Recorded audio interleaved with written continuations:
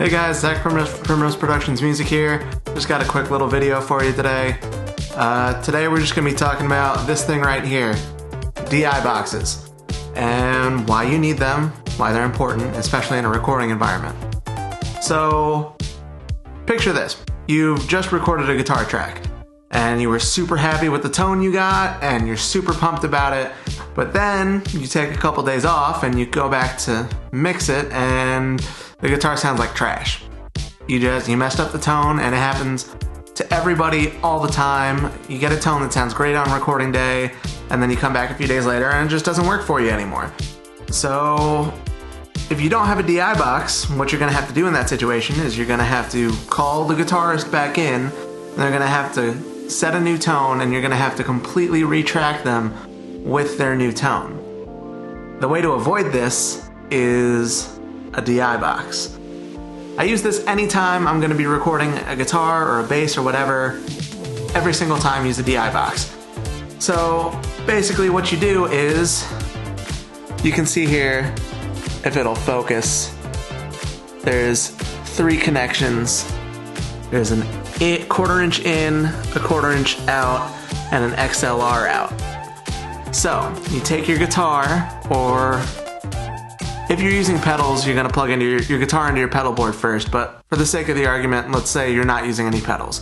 You're going to take your guitar, you're going to plug that into the 1/4 inch in, okay? Then you're going to take another 1/4 inch cable, a regular instrument cable, and you're going to plug that into the 1/4 inch out. Then you'll plug that into your amplifier so you can get your regular amp tone. But then you're also going to plug an XLR cable into this, so that'll come out, and you'll plug that directly into an input on your interface. So you'll have one track recording just the clean guitar tone straight from the guitar, going right into your interface, recording simultaneously with the amp tone you're recording of the same guitar part. And the reason for this is, now that you have just the DI, the regular clean guitar part, if you don't like your amp sound, you can then take that DI track and reamp it. So you can get a brand new amp tone, or if you're using amp sims, you can throw an amp sim on there and get a different amp tone that way. It's a fail-safe. That's all it is. It's just a quick, easy way to make sure that you won't have to completely retrack guitars just because your tone settings were off a little bit. In order to reamp it with an actual amplifier, you'll also need a reamp box, and I'll talk about that in another video, but yeah, that's the basis of it.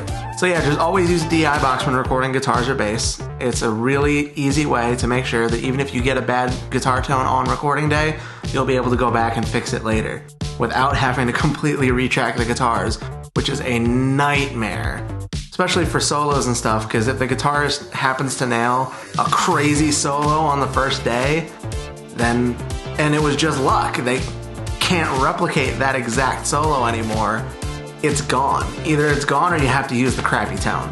Yeah, get a DI box for only like $100. This one is the EDB1 Direct Box by Whirlwind. Yeah, it's like a $99 DI. So, totally worth every penny. Go get one. Thank you guys so much for watching. I would appreciate it if you could leave some comments. I'd love to hear from you, hear what you'd like to know more about, other kinds of videos you'd like to see. And if you could also subscribe and hit that little notification bell so you can be notified of when we put out new videos, that'd be great. Thank you so much for watching. I'll see you in the next video.